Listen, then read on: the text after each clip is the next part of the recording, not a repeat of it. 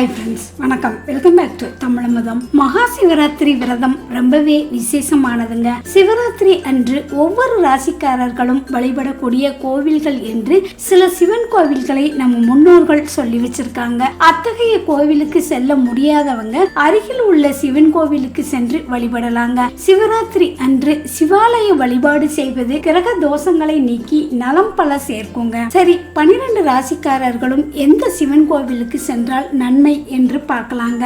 மேச ராசிக்காரர்கள் சிவராத்திரி அன்று வைத்தீஸ்வரன் கோவிலுக்கு சென்று வைத்தியநாத சுவாமியை வழிபடுவதால் அனைத்து நன்மைகளும் ஏற்படுங்க. ரிஷபம், சிவராத்திரி அன்று இரவு முழுவதும் கண்விழித்து சிவ பூஜை செய்வதால் சனி பகவானின் தாக்கம் குறைந்து அனுகிரகம் ஏற்படுங்க. ரிஷப ராசிக்காரர்கள் திருப்பனந்தாள் சென்று அருண ஜடேஸ்வரரை வழிபடணுங்க.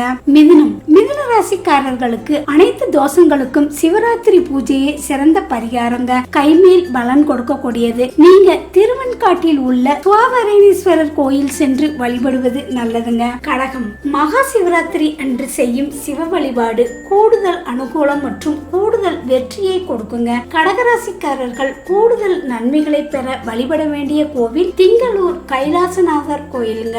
சிம்ம ராசிக்காரர்களுக்கு மாற்றங்களும் ஏற்றங்களும் ஏற்படுத்தும் இந்த மகா சிவராத்திரி அன்று ஆடுதுறை ஆபத் சகாயேஸ்வரர் கோயில் சென்று வழிபடுவதன் மூலம் விசேஷமான பலன்களை பெற முடியுங்க.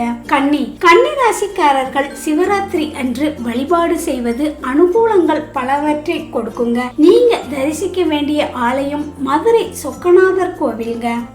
துலாம் ராசிக்காரர்களுக்கு சிவ வழிபாடு செய்தால் கூடுதல் சிறப்பை கொண்டு வந்து சேர்க்குங்க. இந்த மகா சிவராத்திரி நாளில் நீங்க வழிபட வேண்டிய கோவில் பாண்டிச்சேரியில் உள்ள வேதபுரீஸ்வரர் கோயிலுங்க. விருச்சிக ராசிக்காரர்களுக்கு அட்டமசனியின் தாக்கம் குறைவதற்கும் குரு பகவானின் அருள் பெறுவதற்கும் இந்த மகா சிவராத்திரி நாளில் வழுவூர் வீரட்டனேஸ்வரரை சென்று வழிபடுவது சிறப்புடையதாகுங்க.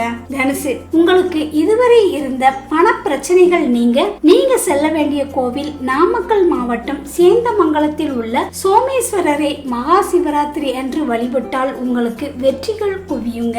மகரம், சந்திர பகவான் மகர ராசியில் சஞ்சரிக்கும் இந்த மகா சிவராத்திரி அன்று மகர ராசிக்காரர்கள் காஞ்சிபுரத்தில் உள்ள ஏகாம்பரேஸ்வரரை தரிசித்து வழிபட்டு கலந்து கொண்டால் உங்களுக்கு அமோகமான பலன்கள் கிடைக்குங்க.